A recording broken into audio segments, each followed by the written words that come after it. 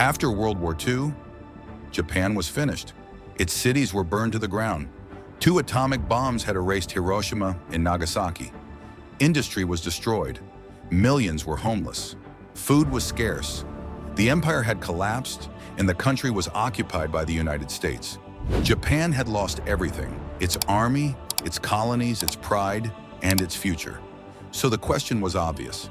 How does a country rise again when it has nothing left? And yet today, Japan is one of the most advanced economies on Earth.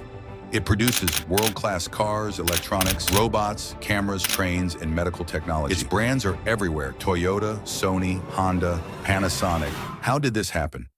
To understand Japan's recovery, we need to look at what survived the war.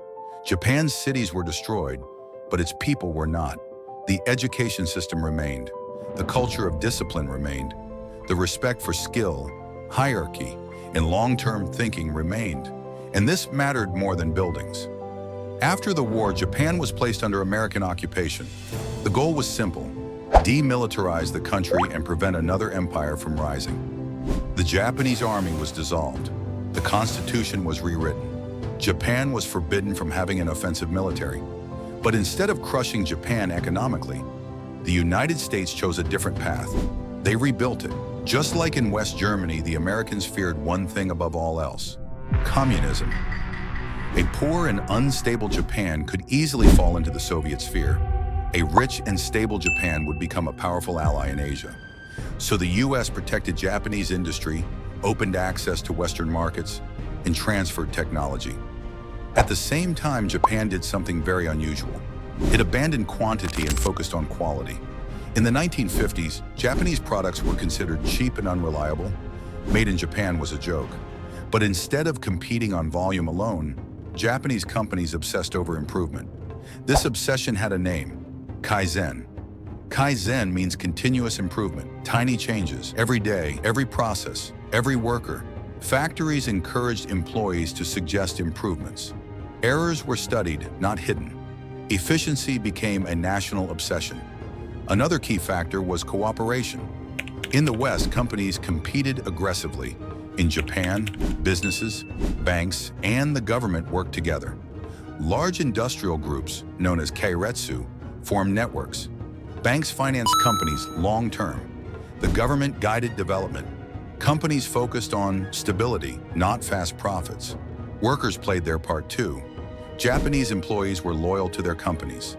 Lifetime employment was common. In exchange, companies invested heavily in training and skills. Wages were modest. Hours were long, but productivity rose year after year. And Japan had one massive advantage: it had no natural resources. This forced efficiency. Japan could not rely on oil, gas, or minerals. It had to import raw materials and export high-value products. By the 1960s, the results were obvious. Japanese cars dominated global markets, then electronics. The 1964 Tokyo Olympics symbolized Japan's return to the world.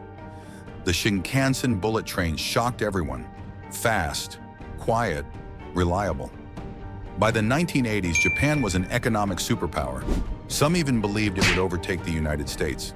But there was a price. The pressure to work was enormous. Overtime became normal. Burnout became common. A new word entered the language: karoshi, death from overwork. Then came the crash.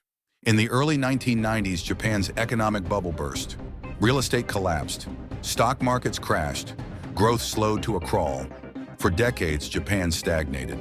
But even then, it did not collapse. Why? Because its foundation was real: technology, skills, manufacturing, social stability. Even today, Japan remains one of the world's largest exporters.